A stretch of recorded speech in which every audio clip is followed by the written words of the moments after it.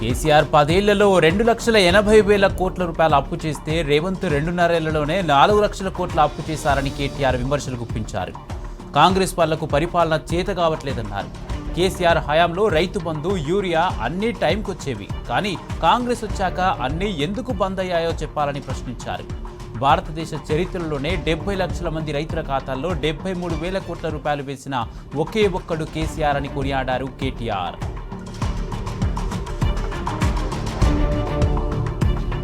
మహిళలను కోటీశ్వరులను చేస్తామన్న రేవంత్ రెడ్డి మాట నిలబెట్టుకోవాలని మాజీ మంత్రి సబితా ఇంద్రారెడ్డి అన్నారు. రేవంత్కు దమ్ముంటే రాష్ట్రంలో ఉన్న 1,60,00,000 మంది మహిళల ఖాతాల్లో 1,50,000 చొప్పున జమ చేయాలన్న కేటీఆర్ సవాల్ను స్వీకరించాలని డిమాండ్ చేశారు.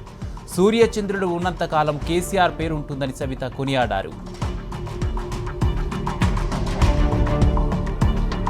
కాంగ్రెస్ హయాంలో మైనారిటీ వర్గాలకు ఒరిగిందేమీ లేదని మాజీ మంత్రి జోగు రామన్న అన్నారు. కాంగ్రెస్ అనేక సంవత్సరాలు అధికారంలో ఉండి మైనారిటీల కోసం ఒక్క సంక్షేమ గురుకుల పాఠశాలను ఏర్పాటు చేయలేదని మండిపడ్డారు. కేసీఆర్ పరిపాలనలో మైనారిటీల కోసం అనేక సంక్షేమ కార్యక్రమాలు చేపట్టినట్టు తెలిపారు. రానున్న రోజుల్లో కాంగ్రెస్ మూల్యం చెల్లించుకోక తప్పదని హెచ్చరించారు.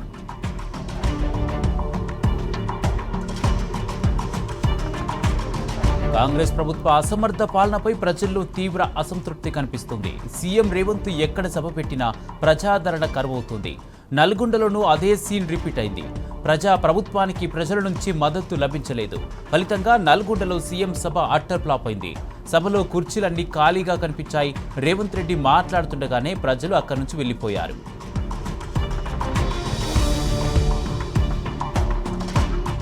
మాజీ ప్రధాని భారతరత్న పివి నరసింహారావు జయంతి సందర్భంగా ఘన నివాళులర్పించారు బీఆర్ఎస్ వర్కింగ్ ప్రెసిడెంట్ కేటీఆర్. ఆర్థిక సంస్కరణలకు ఆద్యుడు, బహుభాషా కోవిదుడు, రాజనీతిజ్ఞుడు పివి నరసింహారావు అని కొనియాడారు. గడ్డు కాలంలో దేశాన్ని భారీ సంక్షోభం నుండి గట్టెక్కించిన పివి నరసింహారావు తెలంగాణలో పుట్టడం మనమందరికీ గర్వకారణమన్నారు. తెలంగాణ ముద్దుబిడ్డ పివి నరసింహారావు శత జయంతి ఉత్సవాలను కేసీఆర్ ప్రభుత్వం ఎంతో ఘనంగా నిర్వహించిందని గుర్తు చేశారు.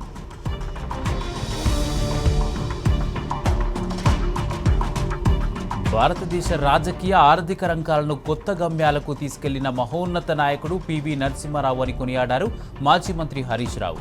ఆయన చూపిన దారే నేటి అభివృద్ధికి పునాది అన్నారు. పివి నరసింహారావు జయంతి సందర్భంగా నివాళి అర్పించారు హరీష్ రావు. పివి సేవలను స్మరించుకుంటూ ఆయన చూపిన మార్గంలో ముందుకు సాగాలని కోరుకున్నారు.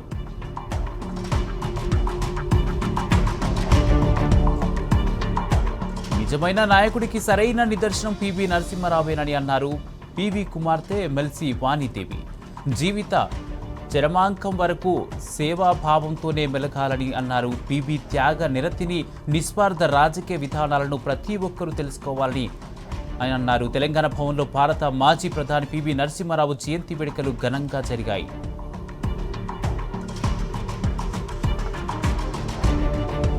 దేశ ఆర్థిక సంస్కరణలకు పునాది వేసిన దూరదృష్టి గల నాయకుడు పివి నరసింహారావు అని పలువురు కొనియాడారు. ప్రాణదానంతో సమానమైన రక్తదానం ద్వారా మానవతా విలువలను చాటుతూ పివి నరసింహారావు సేవా స్ఫూర్తిని ప్రజల్లోకి తీసుకెళ్లే ప్రయత్నం చేస్తున్నామని ప్రణీత్ ప్రణవ్ గ్రూప్ ప్రతినిధులు తెలిపారు. పివి నరసింహారావు 105వ జయంతి సందర్భంగా ప్రణీత్ ప్రణవ్ గ్రూప్ ఆధ్వర్యంలో హైదరాబాద్ మియాపూర్లో రక్తదాన శిబిరాన్ని నిర్వహించారు.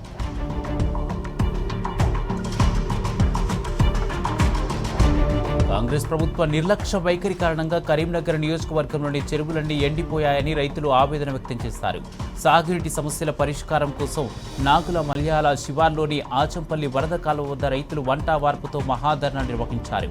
కాళేశ్వరం మేడిగడ్డ నుంచి సమయానికి సాగునీరు విడుదల చేయకపోవడంతోనే ఈ పరిస్థితి దాపురించిందని ధర్నాలో పాల్గొన్న మాజీ మంత్రి గంగుల కమలాకర్ మండిపడ్డారు.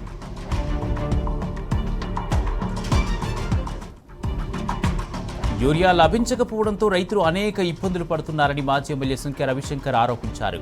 దుక్కులు దున్నే సమయంలో యూరియా లభించకపోవడంతో రైతులు ఆందోళన చెందుతున్నారని అన్నారు. యాప్ విధానం రైతులను గందరగోళానికి గురి చేస్తుందన్నారు. కరీంనగర్ జిల్లా చొప్పుదండి నియోజకవర్గంలోని గంగాధర మండలంలో యూరియా కొరతకు నిరసనగా రైతులు ధర్నా నిర్వహించారు.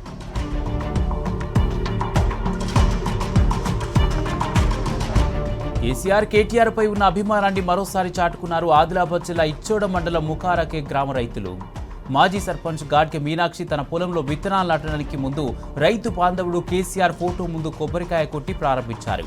కేసీఆర్ పాలనలోనే రైతు రాజులా బతికాడని, రేవంత్ పాలనలో రైతులకు అడుగడుగున అన్యాయం జరుగుతుందని ఆవేదన వ్యక్తం చేశారు.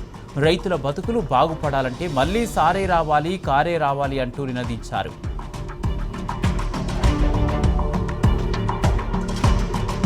ఒక్క ఓటే గెలుపోటములను నిర్ణయిస్తుంది కాబట్టి మనకు ప్రతి ఓటు కీలకమేనని మాజీ ఎమ్మెల్యే మెతుకు ఆనంద్ అన్నారు. నిజాయితీగా ఎన్నికలు జరిగితే బీజేపీ, కాంగ్రెస్ గెలిచే అవకాశమే లేదన్నారు. అందుకే ఆ రెండు పార్టీలు ఉద్దేశపూర్వకంగా కుట్రలు చేసే అవకాశం ఉందన్న అనుమానాన్ని వ్యక్తం చేశారు. అందుకే బీఎల్ఓలు అప్రమత్తంగా ఉండాలని సూచించారు.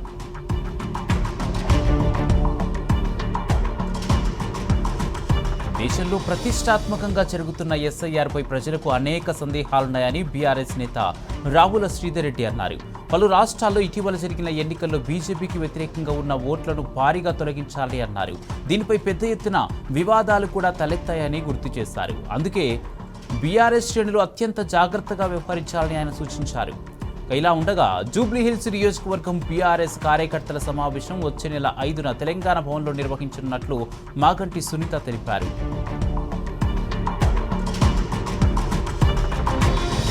ప్రజాస్వామ్యంలో ఓటు హక్కు అత్యంత విలువైనదని, ప్రతి ఓటు సమాజ అభివృద్ధికి దోహదపడుతుందని మాజీ మేయర్ మేకల కావ్య అన్నారు. ఎస్ఐఆర్ ప్రక్రియ యొక్క ప్రాముఖ్యతను ప్రజలకు వివరించి ప్రతి ఒక్కరూ తమ ఓటు హక్కును తప్పనిసరిగా వినియోగించుకోవాలని పిలుపునిచ్చారు. ఎస్ఐఆర్ ప్రక్రియలో భాగంగా జవహర్ నగర్లోని పలు కాలనీలలో నిర్వహించిన కార్యక్రమంలో ఆమె పాల్గొన్నారు.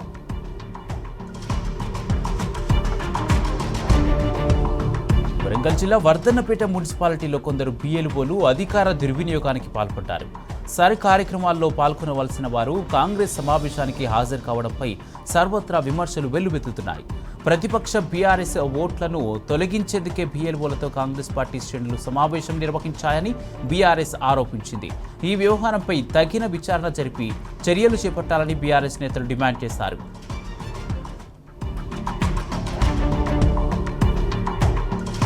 తెలంగాణ అమరుల త్యాగాలను బీఆర్ఎస్ పార్టీ ఎప్పటికీ మరవదు. 2011 జూలై 20న ప్రత్యేక తెలంగాణ కోసం పార్లమెంటు ఎదుట ప్రాణత్యాగం చేసిన అమరుడు యాదిరెడ్డి కుటుంబ సభ్యులను BRS party working president KTR, మాజీ మంత్రి సబితా ఇంద్రారెడ్డి పరామర్శించారు.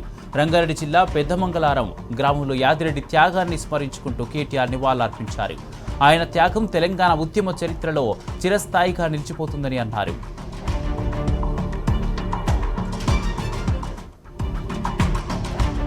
ఏరోస్పేస్లో మరో టీ హబ్ ఇంక్యుబేటెడ్ స్టార్టప్ అద్భుత ఆవిష్కరణలు చేస్తుండడం రాష్ట్రానికి గర్వకారణమన్నారు బీఆర్ఎస్ వర్కింగ్ ప్రెసిడెంట్ కేటీఆర్. బ్లూజే ఏరో 2వ తరం విమానాన్ని ఆవిష్కరించింది. వర్టికల్ టేకాఫ్ అండ్ ల్యాండింగ్ ఆశయాలను విస్తరించడంలో ఇది కీలక ముందడుగు అని చెప్పారు. బ్లూజే ఏరో సంప్రదాయ విమానాశ్రయ మౌలిక సదుపాయాలు లేకుండా వేగవంతమైన ప్రయాణికుల సరుకు రవాణాను సాధ్యం చేస్తూ తక్కువ దూర ప్రయాణాల కోసం హైడ్రోజన్ ఎలక్ట్రిక్ బ్యాటరీతో నడిచే VTOL విమానాలను అభివృద్ధి చేస్తుంది. 2022లో టీ హబ్ వ్యవస్థాపక దినోత్సవం సందర్భంగా మోస్ట్ ప్రామిసింగ్ ఇన్నోవేషన్ అవార్డును ప్రదానం చేసిన విషయం తనకు గుర్తుందన్నారు కేటీఆర్. బ్లూజే ఏరో బృందం మరింత ఉన్నత శిఖరాలను అధిరోహించాలని, వారికి నిరంతర విజయాలు కలగాలని ఆకాంక్షిస్తున్నారని చెప్పారు.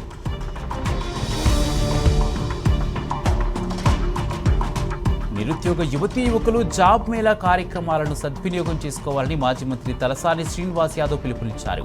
అమీర్పేట్లోని ధరంఖరం రోడ్లో గవర్నమెంట్ హై స్కూల్లో గురు తేజ్ బహదూర్ జీ నిష్కామ్ సేవా సొసైటీ ఆధ్వర్యంలో ఏర్పాటు చేసిన జాబ్ మేళాను తలసాని శ్రీనివాస్ యాదవ్ ప్రారంభించారు. ముందుగా వివిధ సంస్థల ఆధ్వర్యంలో ఏర్పాటు చేసిన స్టాల్స్ వద్దకు వెళ్లి పరిశీలించారు.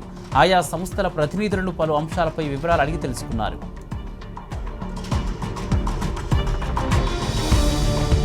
తెలంగాణలో సామాజిక న్యాయం, సమాన హక్కులు, అన్ని వర్గాలకు రాజకీయ భాగస్వామ్యం కలిగించే దిశగా బీసీ, ఎస్సీ, ఎస్టీ వర్గాలు ఐక్యంగా ముందుకు సాగాల్సిన అవసరం ఉందన్నారు మాజీ మంత్రి శ్రీనివాస్ గౌడ్. అణగారిన వర్గాల రాజ్యాధికార సాధనకు సంఘటిత ఉద్యమమే మార్గమని పేర్కొన్నారు. బాగ్లింగంపల్లిలోని సుందరయ్య విజ్ఞాన కేంద్రంలో నిర్వహించిన బీసీ, ఎస్సీ, ఎస్టీ జేఏసీ తొలి వార్షికోత్సవ సభలో ఆయన పాల్గొన్నారు.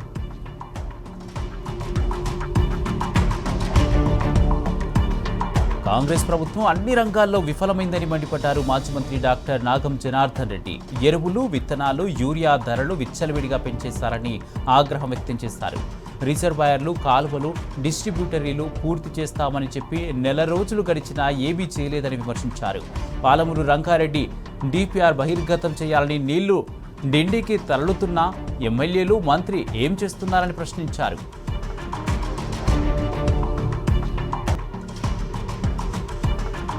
పెద్దపల్లి ఆర్యవైశ్య భవన్లో నూతన పాలకవర్గ ప్రమాణ స్వీకారం ఘనంగా జరిగింది.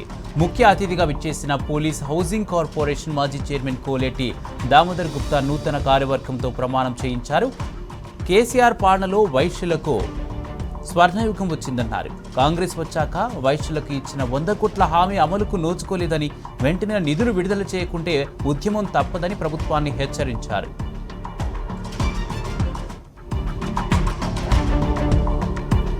రాష్ట్రాల అధికారాలను కేంద్రం లాక్కుంటున్నదని రాజకీయ ఆర్థిక విశ్లేషకులు పరకాల ప్రభాకర్, జర్నలిస్ట్ కె శ్రీనివాస్ అభిప్రాయపడ్డారు.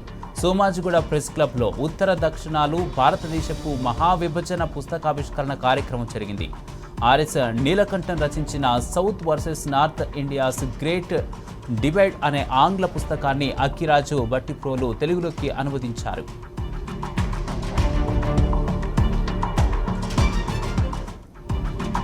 దేశవ్యాప్తంగా పల్స్ పోలియో చుక్కల కార్యక్రమం అత్యంత ప్రతిష్టాత్మకంగా కొనసాగింది.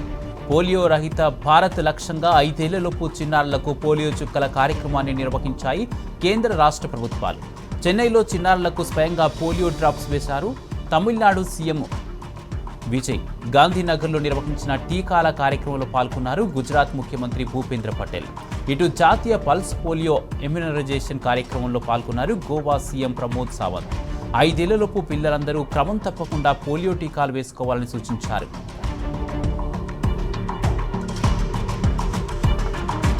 జాతీయ పల్స్ పోలియో దినోత్సవం సందర్భంగా ఆల్పాల్ ప్రాథమిక ఆరోగ్య కేంద్రంలో నిర్వహించిన కార్యక్రమంలో ఎమ్మెల్యే మర్రి రాజశేఖర రెడ్డి పాల్గొన్నారు. 5 సంవత్సరాల్లోపు చిన్నారులకు పోలియో చుక్కలు వేశారు. ఈ కార్యక్రమం పిల్లలకు శ్రీరామ రక్ష లాంటిదన్నారు మర్రి రాజశేఖర రెడ్డి. మల్కాజ్గిరి నియోజకవర్గంలో 180 మంది మెడికల్ స్టూడెంట్స్ ఈ పల్స్ పోలియో కార్యక్రమంలో పాల్గొంటున్నారని ఎమ్మెల్యే తెలిపారు.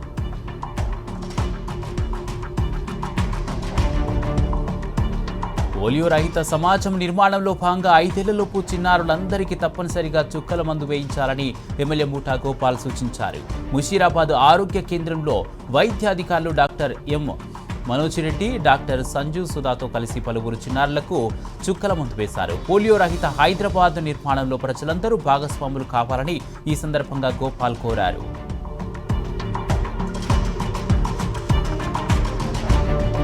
ఖైరతాబాద్ నియోజకవర్గం బంజారాహిల్స్ డివిజన్ ఉదయ్ నగర్లో నిర్వహించిన పల్స్ పోలియో కార్యక్రమాన్ని నియోజకవర్గ BRS party incharge Manne Govardhan Reddy ప్రారంభించారు. సమాజం ఆరోగ్యంగా ఉంటేనే దేశ భవిష్యత్తు బలంగా సురక్షితంగా ఉంటుందని గోవర్ధన్ రెడ్డి అన్నారు. వారి పిల్లలకు పోలియో డ్రాప్స్ వేయించే విషయంలో తల్లిదండ్రులు శ్రద్ధ చూపించాలని అన్నారు. ఒక చిన్న నిర్లక్ష్యమే తీవ్ర అనారోగ్యానికి కారణం కావచ్చని హెచ్చరించారు.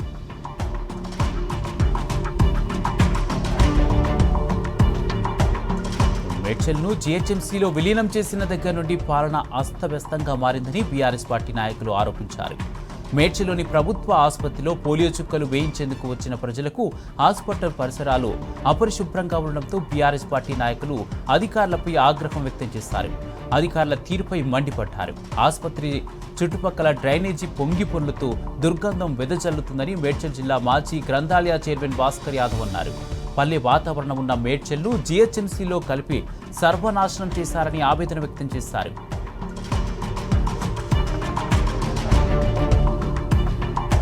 రంగం ఏదైనా దేశం ఏదైనా తెలంగాణ వారు అన్ని విధాలుగా రాణించడం గర్వంగా ఉందని అన్నారు మాజీ మంత్రి ఎర్రబెల్లి దయాకర్ రావు. డల్లాస్లో పనిచేస్తున్న టెక్ స్టార్ ఐటీ కంపెనీలు 1500 మంది ఉద్యోగులు ఉంటే అందులో 5 మంది వరంగల్ జిల్లా వాసులు ఉండటం హర్షించదగ్గ విషయమన్నారు. యుఎస్ పర్యటనలో ఉన్న ఎర్రపల్లి డల్లాస్లో వరంగల్ వాసులు స్థాపించిన టెక్ స్టార్ ఐటీ కంపెనీని సందర్శించారు. ఈ సందర్భంగా ప్రముఖ వ్యాపారవేత్త అజయ్ కల్వాలతో పాటు పలు ఐటీ కంపెనీలకు చెందిన సీఈఓలు ఎర్రబెల్లి దయాకర్ రావును ఘనంగా సత్కరించారు.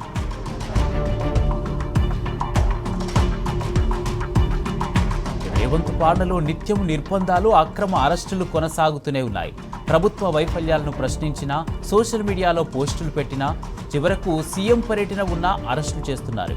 నల్గొండ జిల్లాలో సీఎం రేవంత్ రెడ్డి పర్యటన సందర్భంగా బీఆర్ఎస్ నాయకులను ముందస్తు అరెస్ట్ చేశారు. అదుపులోకి తీసుకుని పలు పోలీస్ స్టేషన్లకు తరలించారు. నల్గొండ జిల్లా మాజీ ఎమ్మెల్యే భూపాల్ రెడ్డిని పోలీసులు హౌస్ అరెస్ట్ చేశారు. పోలీసుల తీరుపై బీఆర్ఎస్ నాయకులు తీవ్ర ఆగ్రహం వ్యక్తం చేస్తున్నారు.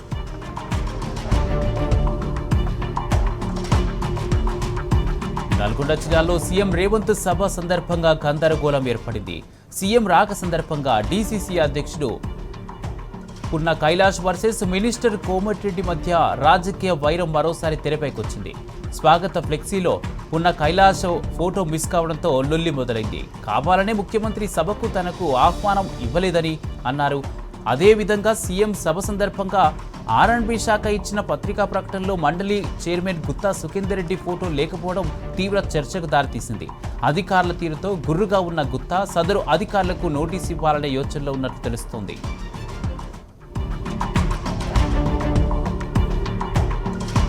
సీఎం సభ పేరుతో ఖమ్మం బోనకల్ ప్రధాన రహదారి మీద చిన్నా చితక అన్నీ కలిపి కొన్ని వందల చెట్లు ఉసురు తీశారు. ఎల్లుండి ప్రజా ఆశీర్వాద సభ పేరుతో కాంగ్రెస్ ప్రభుత్వం ఖమ్మం జిల్లా చింతకాని మండలం జగన్నాథపురం మత్కెపల్లి గ్రామాల సమీపంలో సభ నిర్వహిస్తున్నారు. మొక్కలు నాటి పచ్చదనాన్ని పెంచాల్సిన అధికారులే దగ్గరుండి నరికివేయించడం ఎంతవరకు సమంజసమని ప్రశ్నిస్తున్నారు. ఇదేంటని ప్రశ్నిస్తే విద్యుత్ లైన్లకు అడ్డుగా ఉన్నాయని కుంటి సాకులు చెప్పారు. ఇప్పటికిప్పుడు కేవలం ముఖ్యమంత్రి సభా ప్రాంగణ సమీపంలో చెట్లు ఎందుకు నరుకుతున్నారంటే సమాధానం లేక అధికారులు నీళ్లు నములుతున్నారు. నాగర్ కర్నూలు జిల్లా కల్వకుర్తిలోని ఎస్సీ కాంప్లెక్స్ షాపుల కేటాయింపుపై వివాదం కొనసాగుతుంది. ఇటీవల చేపట్టిన లబ్ధిదారుల ఎంపికను వెంటనే రద్దు చేసి పారదర్శకంగా నిజమైన నిరుపేద నిరుద్యోగ దళిత యువకులకు షాపులు కేటాయించాలని మాజీ ఎమ్మెల్యే జైపాల్ యాదవ్ డిమాండ్ చేశారు. షాపుల కేటాయింపులు అధికార పార్టీ నాయకుల జోక్యంతో అవకతవకలు జరిగాయని ఆరోపిస్తూ గత 4 రోజులుగా ఎస్సీ నిరుద్యోగ యువకులు రీలే నిరాహార దీక్షలు కొనసాగుతున్నాయి. ఈ దీక్షలకు Jaipal Yadav, food commission chairman Goli Srinivas Reddy సంఘీభావం తెలిపారు. బోయిన్పల్లి హస్మత్పేటలోని సర్వే నెంబర్ 1లో పేద ప్రజల ఇళ్ల హైడ్రా కూల్చివేయడం సరైనది కాదని బోయినపల్లి మాజీ కార్పొరేటర్ యుద్ధం నరసింహ యాదవ్ అన్నారు. కొందరు వ్యక్తులు తమ స్వార్థ ప్రయోజనాల కోసం పేద ప్రజలకు నోటరీ ద్వారా స్థలాలను అమ్మి సొమ్ము చేసుకున్నారని అన్నారు. ఆ స్థలాలు కొన్న పేద ప్రజలు తీవ్ర ఇబ్బంది పడుతున్నారని నరసింహ యాదవ్ అన్నారు. స్థలాలు అమ్మిన వారిని కఠినంగా శిక్షించాలని డిమాండ్ చేశారు. నాగర్ కర్నూలు జిల్లా కల్వకుర్తిలో మాజీ ఎమ్మెల్యే స్వర్గీయ ధ్యాప గోపాల్ రెడ్డి శత జయంతి వేడుకలు ఘనంగా నిర్వహించారు. ఆయన విగ్రహానికి మాజీ మంత్రి నాగం జనార్దన్ రెడ్డి, మాజీ ఎంపీ రాములు, మాజీ ఎమ్మెల్యే జైపాల్ యాదవ్తో పాటు పలు పార్టీల నాయకులు, అభిమానులు పూలమాలలు వేసి ఘన నివాళులర్పించారు. ధ్యాప గోపాల్ రెడ్డి ప్రజాసేవను స్మరించుకున్నారు. ఈ సందర్భంగా వందే మాతరం ఫౌండేషన్ ఆధ్వర్యంలో నాన్ స్టాప్ సైకిల్ రేస్ నిర్వహించారు. నాగర్ కర్నూలు జిల్లా బీకే ఉప్పునుంతల గ్రామంలోని చెంచు కాలనీలో తీవ్ర మంచినీటి సమస్య నెలకొంది. పైప్లైన్ ఏర్పాటు చేసినప్పటికీ త్రాగునీరు సక్రమంగా రావడం లేదని చెంచు గిరిజనులు ఆవేదన వ్యక్తం చేస్తున్నారు. పలుమార్లు అధికారుల దృష్టికి సమస్యను తీసుకువెళ్లినా ఎలాంటి చర్యలు తీసుకోలేదని ఆరోపిస్తున్నారు. కాంగ్రెస్ ప్రభుత్వం చెంచు గిరిజనుల సమస్యలను పట్టించుకోవడం లేదని వారు విమర్శించారు. అదనపు వాటర్ ట్యాంక్ ఏర్పాటు చేసి శాశ్వత పరిష్కారం చూపాలని చెంచు గిరిజనులు ప్రభుత్వాన్ని కోరుతున్నారు. పర్యావరణాన్ని పరిరక్షించినప్పుడే భావితరాలకు భవిష్యత్తు ఉంటుందని ప్రీ మన్సూన్స్ ఆఫ్ తెలంగాణ ప్రతినిధులు పేర్కొన్నారు. భావితరాలను కాపాడుకోవాలంటే పర్యావరణాన్ని పరిరక్షించుకోవాల్సిన బాధ్యత ప్రతి ఒక్కరిపై ఉందన్నారు. ప్రీ మన్సూన్స్ ఆఫ్ తెలంగాణ ఆధ్వర్యంలో హైదరాబాద్లోని ట్యాంక్ బండ్పై ఉన్న మహావీర్ విగ్రహం నుండి వాక్థాన్ నిర్వహించారు.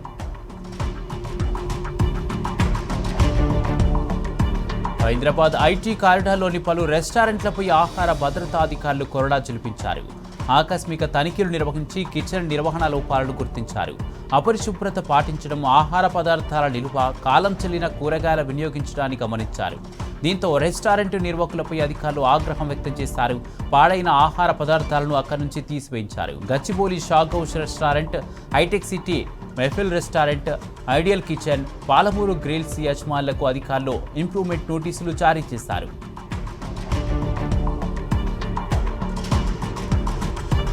మంచిర్యాల జిల్లా మందమర్రి మండలం అందుగులపేట సమీపంలో పోలీసులు వాహనాల తనిఖీలు నిర్వహించారు. ఎస్ఐ నరేష్ ఆధ్వర్యంలో నిర్వహించిన ఈ తనిఖీలలో 2 బైకులపై అక్రమంగా తరలిస్తున్న 100 కిలోల నకిలీ పత్తి విత్తనాలను స్వాధీనం చేసుకున్నారు. వాహనాలు స్వాధీనం చేసుకుని 3 నిందితులను అరెస్ట్ చేశారు. మేడ్చల్ జిల్లా మేడిపల్లి పోలీస్ స్టేషన్ పరిధిలో కొంతమంది దుండగులు దౌర్జన్యానికి దిగారు. బోడుప్పల్లోని దేవేందర్ నగర్లో గృహప్రవేశం జరుగుతున్న ఇంటి మీద దాడికి పాల్పడ్డారు. ఇంట్లోకి చొరబడి కుటుంబ సభ్యులు బంధువులపై విచక్షణ లేకుండా దాడి చేశారు. ఈ దాడిలో వృద్ధులు, మహిళలు, పిల్లలకు గాయాలయ్యాయి. ఈ ఘటనతో దేవేందర్ నగర్లో ఒక్కసారిగా ఉద్రిక్త వాతావరణం నెలకొంది. అయితే ఈ దాడిని గృహప్రవేశం జరుగుతున్న ఇంటి పక్కనే ఉంటున్న ఓ వ్యక్తి వీడియో తీసి సోషల్ మీడియాలో పోస్ట్ చేశాడు. దాంతో ఆ గ్యాంగ్ మరోసారి తిరిగి వచ్చి ఆ వ్యక్తి ఇంటిపై రాళ్ల దాడి చేసి ఇంటి ముందు పార్క్ చేసి ఉన్న కారును ధ్వంసం చేశారు. బాధితుల ఫిర్యాదు మేరకు ఘటనా స్థలానికి చేరుకున్న మేడిపల్లి పోలీసులు విచారణ చేపట్టి నిందితుల కోసం గాలిస్తున్నారు.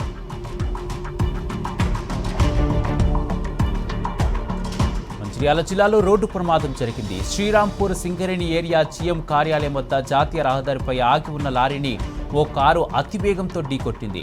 సాయి సుశీల్ అనే ఇంటర్ విద్యార్థి స్పాట్లోనే మృతి చెందగా మరో 3కి తీవ్ర గాయాలయ్యాయి. సంఘటన స్థలానికి చేరుకుని పోలీసులు సహాయక చర్యలు చేపట్టారు. కేసు నమోదు చేసి దర్యాప్తు చేపట్టారు. మేడ్చల్ జిల్లా పేట్ బషీరాబాద్ పోలీస్ స్టేషన్ పరిధిలో రోడ్డు ప్రమాదం జరిగింది. జీడిమెట్లోని గాంధీ విగ్రహం వద్ద అదుపు తప్పిన డీసీఎం వ్యాన్ అవతలి రోడ్డులో వస్తున్న ఆర్టీసీ బస్సును ఢీకొట్టింది. ఈ ఘటనలో డీసీఎం డ్రైవర్కు తీవ్ర గాయాలయ్యాయి. బస్సులోని ప్రయాణికులు సురక్షితంగా బయటపడ్డారు. తన ప్రేమను అంగీకరించడం లేదన్న కోపంతో నాగేంద్ర అనే వ్యక్తి అతి కిరాతకంగా వ్యవహరించాడు. బెంగళూరుకు చెందిన నాగేంద్ర తన ప్రియురాలిని అంతమొందించేందుకు ఆమెను తీసుకొని ఓ కారులో బయలుదేరాడు. కారు తుముకూరు జిల్లా నేలహాల్ జాతీయ రహదారిపై రాగానే కత్తితో అమాంతం ఆమెపై దాడి చేసి తీవ్రంగా గాయపరిచాడు. ఆ తర్వాత పెట్రోల్ బాంబు పేల్చుకోగా ఆ దాడికి ప్రియురాలు ఎగిరి బయటపడింది. తీవ్ర గాయాల పాలైన ఆమెను ఆసుపత్రికి తరలించారు. కానీ ఆ ఘటనలో నాగేంద్ర కాలి బూడిదయ్యాడు. సంఘటన స్థలానికి చేరుకున్న పోలీసులు కేసు నమోదు చేసుకుని దర్యాప్తు జరుపుతున్నారు.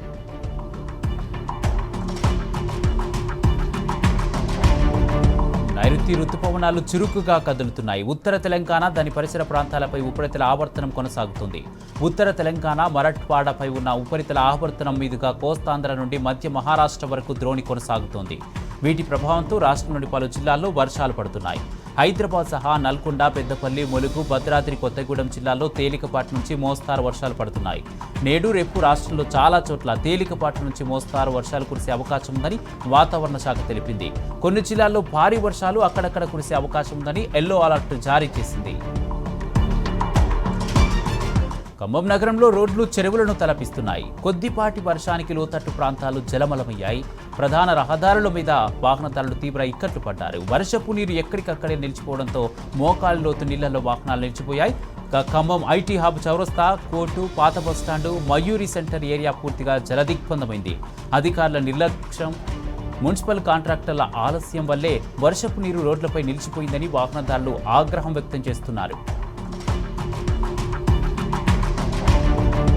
హైదరాబాద్ కుకట్పల్లిలో అగ్ని ప్రమాదం జరిగింది. వడ్డేపల్లి ఎన్క్లేవ్ వద్ద డీబీఎస్ బ్యాంక్ ఏటీఎంలో షార్ట్ సర్క్యూట్తో మంటలు చెలరేగాయి.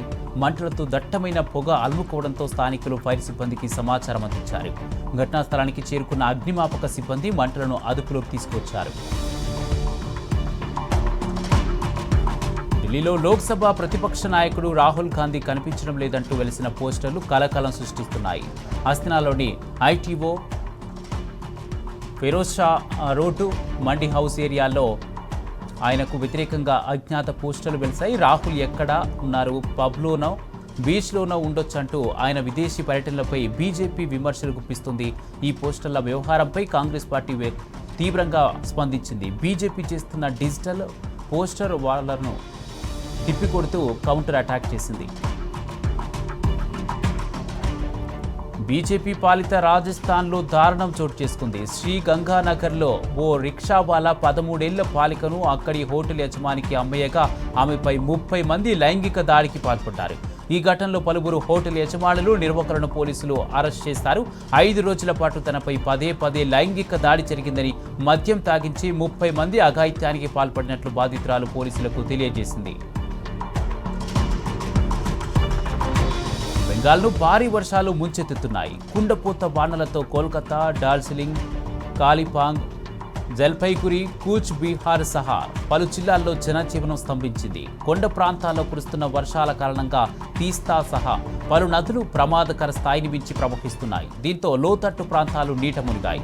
రహదారులు, చెరువులను తలపించాయి. మరోవైపు రాగల 48 గంటల పాటు రాష్ట్ర వ్యాప్తంగా భారీ నుంచి అతి భారీ వర్షాలు కురుస్తాయని పేర్కొంది ఐఎండీ. పలు జిల్లాలకు రెడ్ అలర్ట్ జారీ చేసింది. కోట్ల రూపాయల ఆదాయం ఉన్నా ప్రభుత్వ సొమ్ము కోసం కక్కుర్తి పడుతున్నారు కొందరు నేతలు.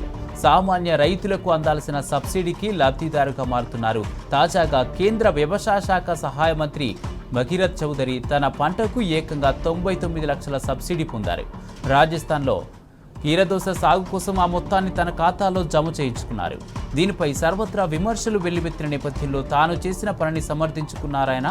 ఇందులో దాచేందుకేమీ లేదని, అందరూ రైతులలాగే తనకు రాయితీ వచ్చిందన్నారు. కాంగ్రెస్ నేతలు మాత్రం ప్రభుత్వ ఖజానా మంత్రులు వారి బంధుమిత్రుల ఆస్తిగా మారిందని ఆరోపిస్తున్నారు.